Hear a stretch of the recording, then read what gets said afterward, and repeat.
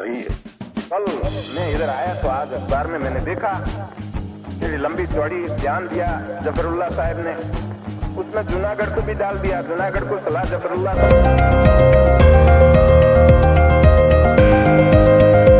सही है।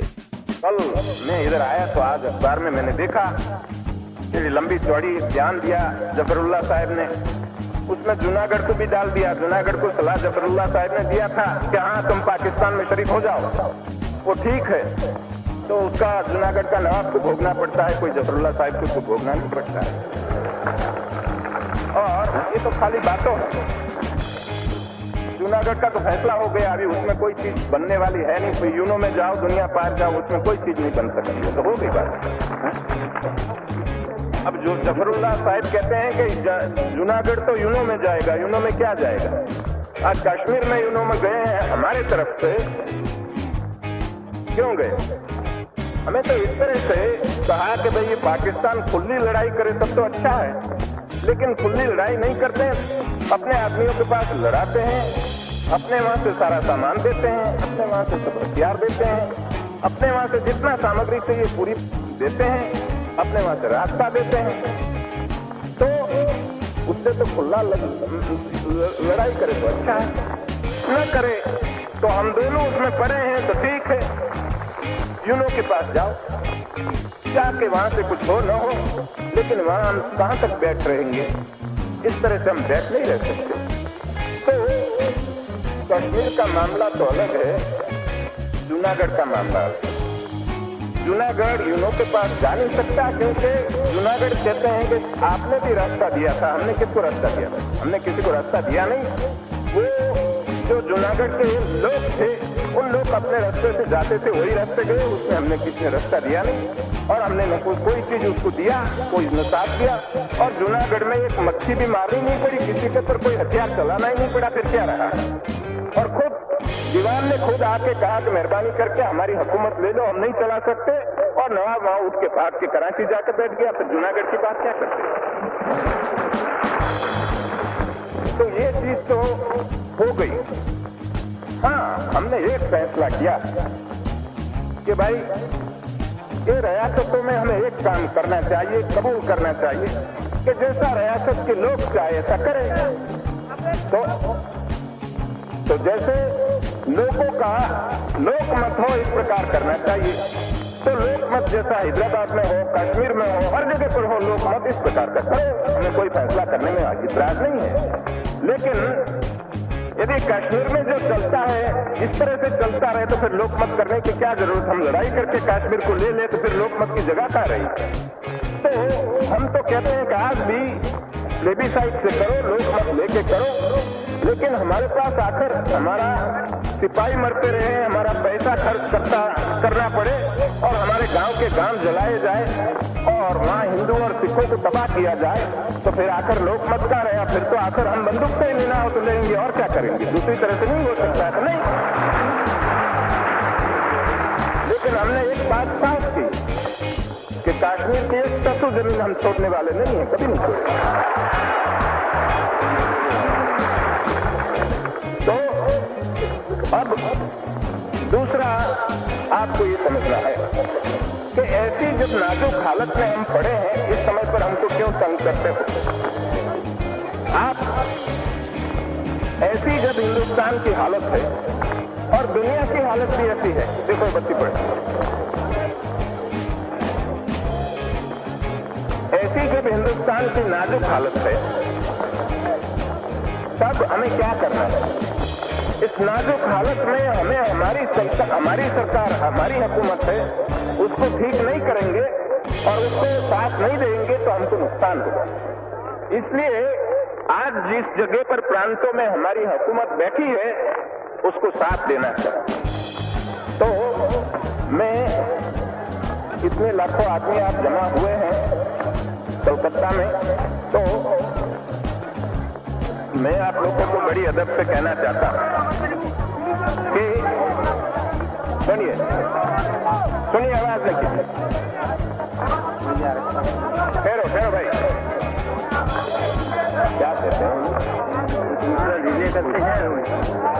ठहरो, कोई गड़बड़ करने पड़ते। तो आप लोग हिंदुस्तान की ऐसी नाजुक हालत में इतने लाखों आदमी कलकत्ता में जमा हो गए हैं, तो आपको एक हमारा मैसेज ले जाना चाहिए और सबको पहुंचाना चाहिए कि आज हमारी बहुत नाजुक हालत है। उस हालत में हमें न कोई हड़ताल करनी चाहिए, न कोई तूफान करने का कोई मौका पैदा करना चाहिए, सबको मिलजुल के काम करना चाहिए।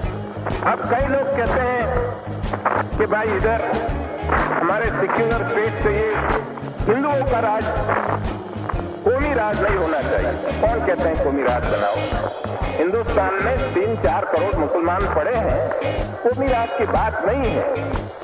लेकिन बात एक है कि हिंदुस्तान में जो मुसलमान पड़े हैं, वो मुसलमान ने काफी लोगों ने, ज्यादातर लोगों ने पाकिस्तान बनाने में साथ दिया। ठीक दिया, अभी ठीक है। लेकिन अब एक रोज में, एक रात में क्या दिल बदल गया? वो मुझे समझ में नहीं आता कैसा बदल गया कि एकदम कहते हैं हमको मान लो। तो ये मेरी समझ में नहीं आता कि एक रोज में दिन सबका कैसा बदल गया। तो वो कहते हैं कि हम वफादार है, तो हमारी वफादारी में शंका क्यों की जाती है? आपको सस्पिशन क्यों आता है? तो हम कहते हैं भाई हमको क्यों पूछते हो? आपके दिल को पूछो, भीतर पूछो, हमको मत पूछो। वो हमको पूछने की बात नहीं है। लेकिन हमने एक बात कही कि आपने पाकिस्तान बनाया, आपको मुबारक, हमें उसमें कोई दखल देना नहीं चाहते। जब दांत गिर जाए, इकट्ठा हो जाए, तब गिर जाए, तब पीछे आओ, वहां तक हमें पीछे बुलाना है नहीं, हम बैठे ठीक। कोई कहते हैं कि हम आखिर पाकिस्तान और हम एक हो जाए। मैं कहता हूं कि मेहरबानी करके ऐसी बात न करो, वहां बैठे रहने दो। उससे बहुत नुकसान है, वहां बैठे रहने दो, करने दो उनको, पाकिस्तान अच्छा बनाने दो। पाकिस्तान जब स्वर्ग बन जाएगा, हमको उसकी ठंडी हवा लगेगी, ठीक है, अच्छा। तो आप लोग क्यों ऐसा कहते हो? उनको शंका पैदा होती है, ऐसी बात हम क्यों करें?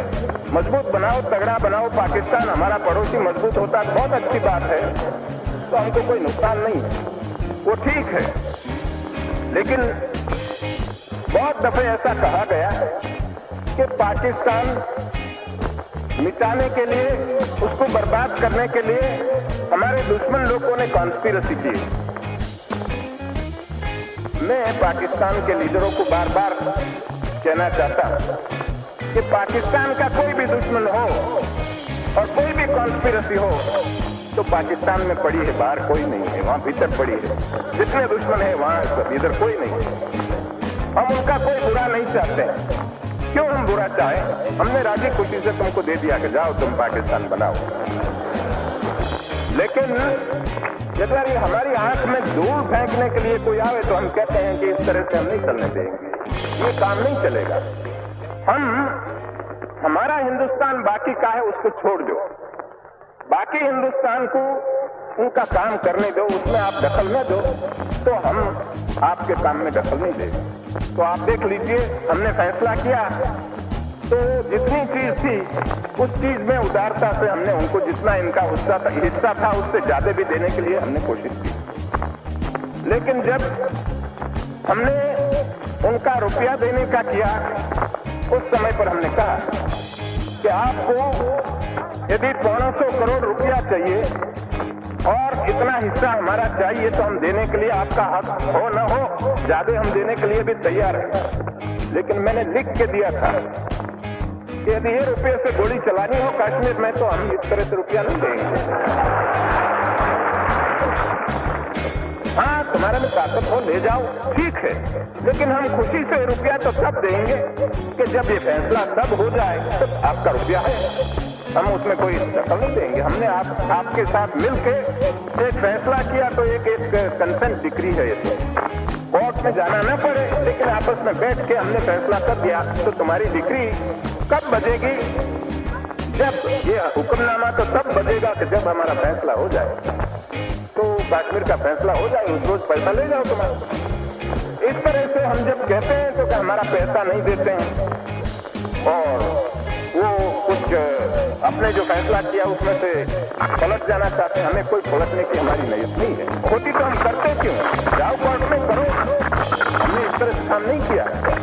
तो हम बार बार इन लोगों को सुनाना चाहते हैं कि तुम्हारे साथ हमारी कोई बुराई नहीं, न बुराई करना चाहते हैं, तुम्हारे साथ हमें कोई झगड़ा नहीं करना चाहते, लेकिन आप मेहरबानी करके हमको पड़े रहने दीजिए, हमारा काम करने दीजिए।